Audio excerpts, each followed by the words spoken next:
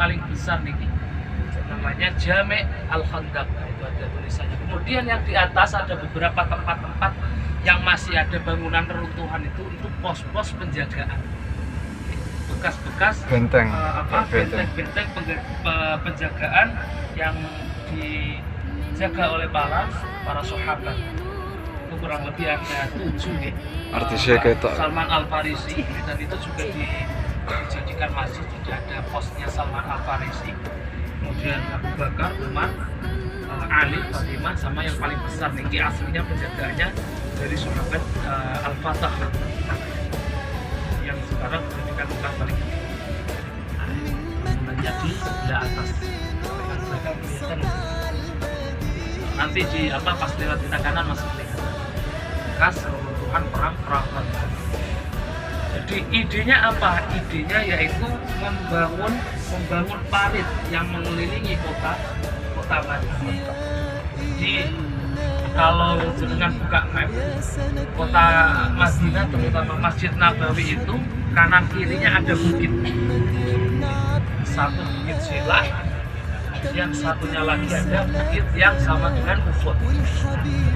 Kemudian ketika satu sisi itu dibuat parit dan nyambung, itu ternyata sudah cukup membentengi kota Madinah. Jadi tidak bisa nembus, karena ketika munggah bukit sudah ditampani, sudah ditunggu orang Muslim pengen robos parit. Jadi parit itu kurang lebih dalamnya itu sekitar 4 meter.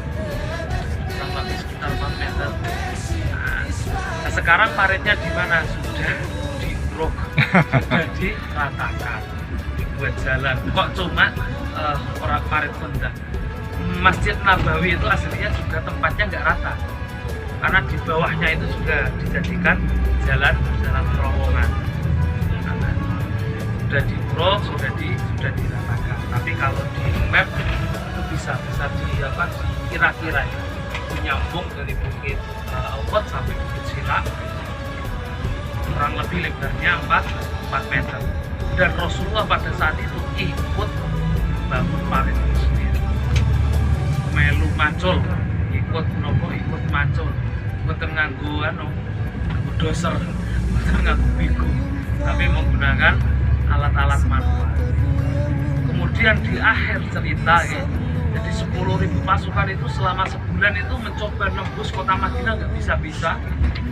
Kemudian diceritakan di Quran itu, kemudian Allah mengirimkan angin yang bersamaan dengan membawa penyakit. Jadi ada yang tangannya protoli kusta, ada yang perutnya besar kena penyakit.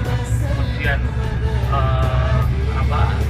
saling berhamburan, kemudian balik lagi ke Mekah. Jadi peperangan yang dimenangkan oleh kaum Islam, tapi tidak perang secara langsung. Itu salah satunya perang Badar. Nah, cuma dibatasi parit, dibatasi dengan galian dan tidak bisa menembus. Tapi pada akhirnya banyak pasukan kafir Quraisy malah yang meninggal.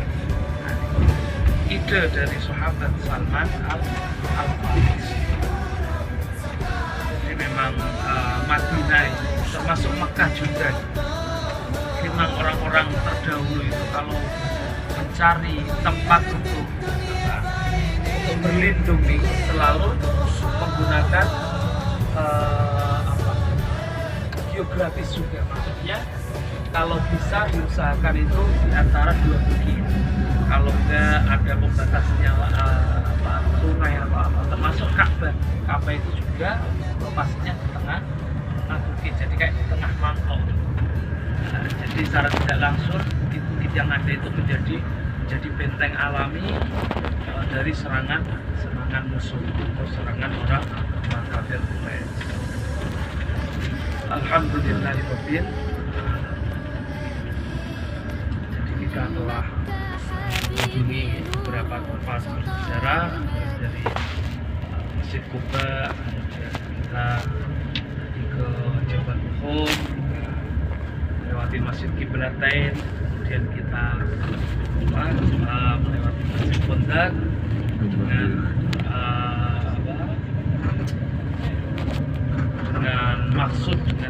bagaimana supaya kita bisa meneladani, kita bisa mengambil, kita bisa memetik hikmah yang ada pada tempat-tempat bersejarah. Kita bisa melihat bagaimana perjuangan Rasulullah, termasuk ketika perang Uhud.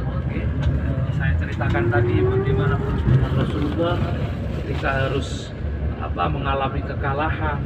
Kemudian bagaimana perjuangan Rasulullah di perang Khandaq dengan jumlah 3.000 menghadapi pasukan 10.000, ternyata diberikan pertolongan oleh Allah lewat sahabat Salman Al-Farisi dengan membuat parit, dan alhamdulillah menang. Bagaimana beratnya Rasulullah berdakwah menyebarkan agama Islam, dan alhamdulillah pada akhirnya ketika Fathul Makkah itu sekitar 100.000 lebih orang yang sudah memeluk agama Islam. Alhamdulillahirabbil alamin. Kemudian sekarang Madinah ini menjadi kota